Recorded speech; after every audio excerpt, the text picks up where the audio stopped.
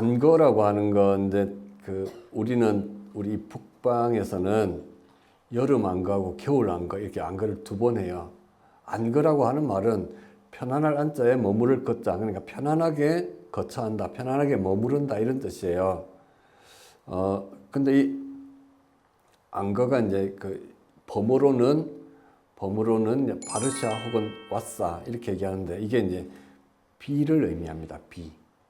그러니까 부처님이 이제 계셨던 그쪽에는 비가 우리처럼 이제 1년 내내 날짜가 이제 3일, 4일 지날 때마다 비가 오거나 뭐 이런 게 아니고 거기는 한꺼번에 몇 달씩 비가 오고 그 다음에는 비가 통 잘 안 온대요.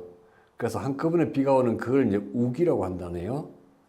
그래서 우기가 한 4개월 정도 된답니다. 4개월 정도 되는데 넉 달을 이제 정진 다 하기는 좀 어렵고 그래서 이제 4개월 중에서 앞에 3개월 혹은 뒤 3개월 이렇게 해가지고 그걸 이제 선택할 수 있도록 해서 그렇게 해서 이제 우기 4개월 중에서 3개월 동안 이제 어디 이제 돌아다니지 않고 정진하는 거예요. 돌아다니지 않는다는 말도 우리 이 북쪽에서는 안거 중에는 동구불출 이런 말을 썼어요. 그러니까 말 밖을 나가면 안 된다. 동구라는 말은 또 어떻게 보면 산문 밖을 나가지 않는다 이런 뜻도 있거든요. 근데 부처님께서는 어떻게 하셨을까요? 산문 밖을 안 나갔을까요? 아니 근데 그러니까 부처님께서는 절에 음식을 쌓아놓고 지내신 게 아니고 또 신도들이 절에다가 음식을 막 갖고 와서 그렇게 하는 것이 아니라 탁발을 하셨단 말이죠. 그러니까 탁발을 하러 다니는 거죠. 다녀야 되는데 그래서 이제 스님들이 머무는 경계가 그 마을을 끼고 마을의 경계 혹은 강의 경계, 산의 경계 이런 걸로 경계를 지었어요.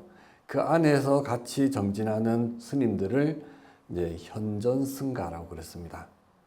같은 구역 안에서 이제 정진하는 스님들이죠.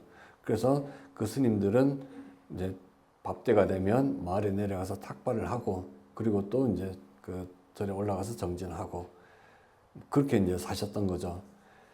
원래는 처음에는 이제 그렇게 안거라고 하는 게 없었어요. 없었는데 부처님께서 이제 마가다국에 가서 중림정사를 이제 보시를 받았죠. 중림정사 이제 인도 성지순례 하신 분은 알 거예요. 중림정사가 멋들어진 집이 아니고 그냥 대나무 숲에다가 얼기설기 이제 판잣집 같은 그래서 이제 부처님께서 열에는 화려한 곳에 거처하지 않는다. 또 그런 말씀을 하셨다네요. 왜 그런 말씀을 했을까요? 그래서 부처님은 우리 수연사처럼 이렇게 좋은 집에서 일생 살아보시지를 못한 거예요. 그리고 이제 또 부처님 당시에는 한 곳에 오래 머무르지 말라 이런 규칙도 있었어요. 정들까 봐.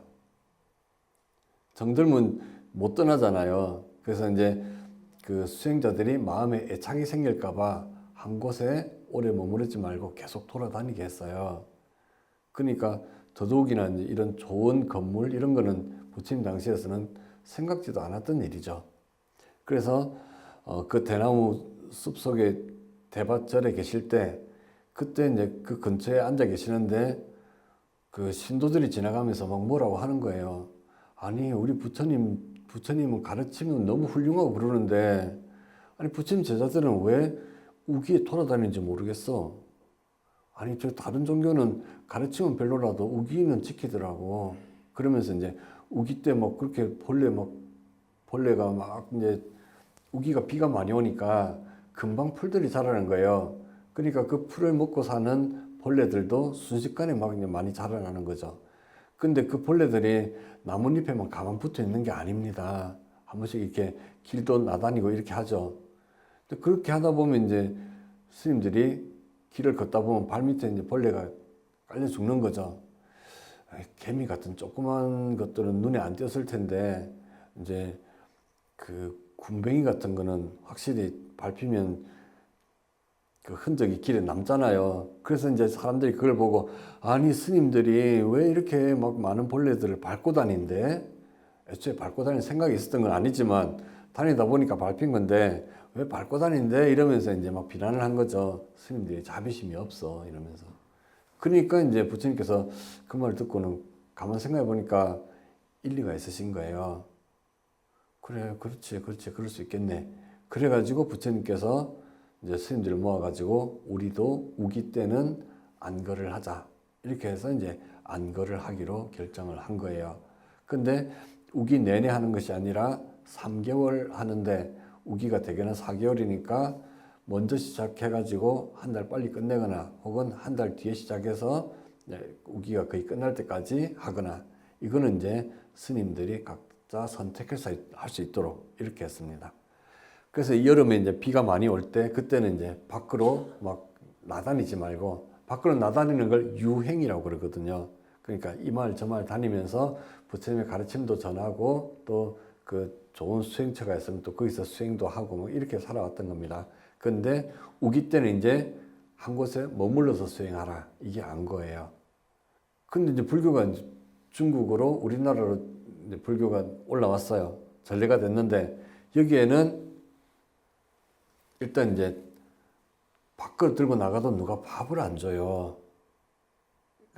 탁발 문화가 없는 거죠. 밖으로 들고 가면은 어디서 거지가 왔어 이러면서 스님이라고 안 하고 그냥 거지 취급하는 거죠.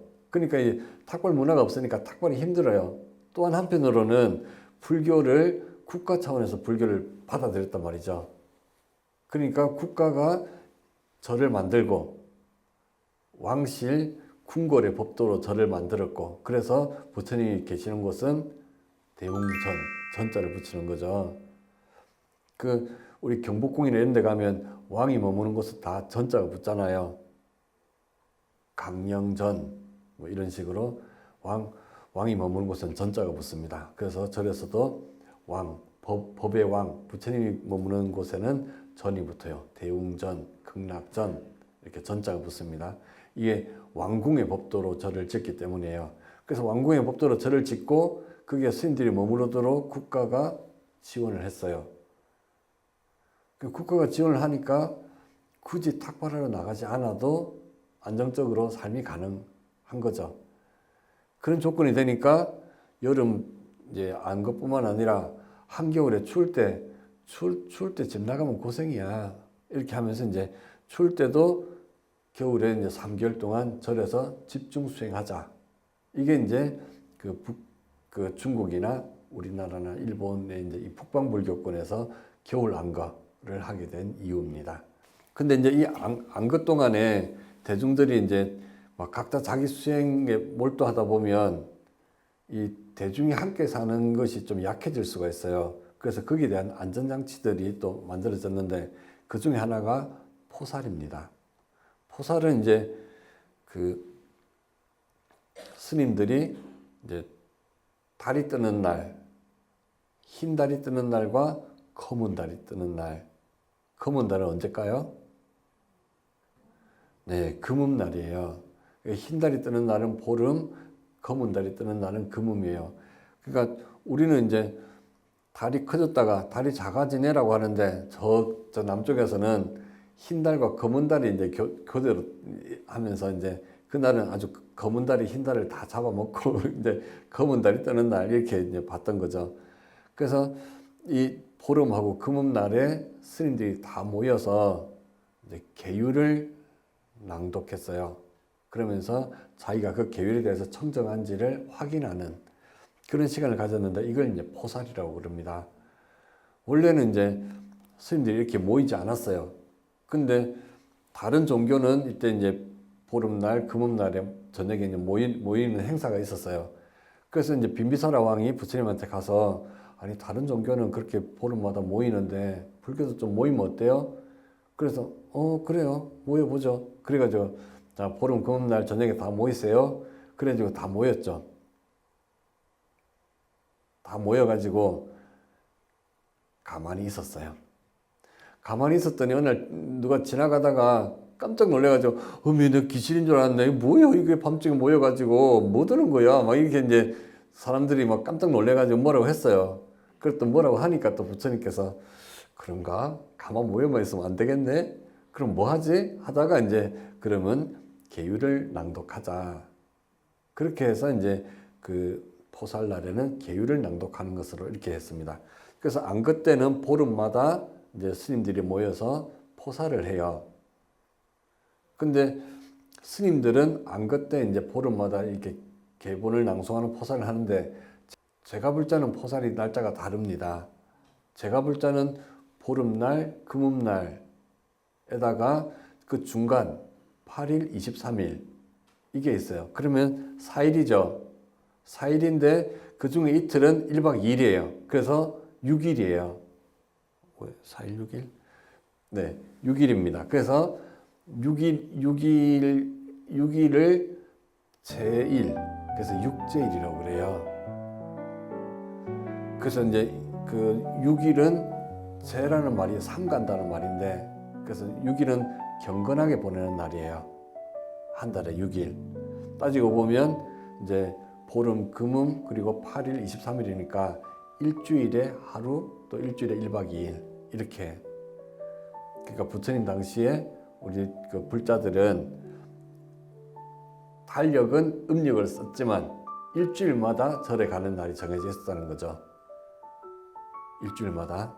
우리도 그러니까 일주일마다 지금 절에 나오고 계시는 거죠.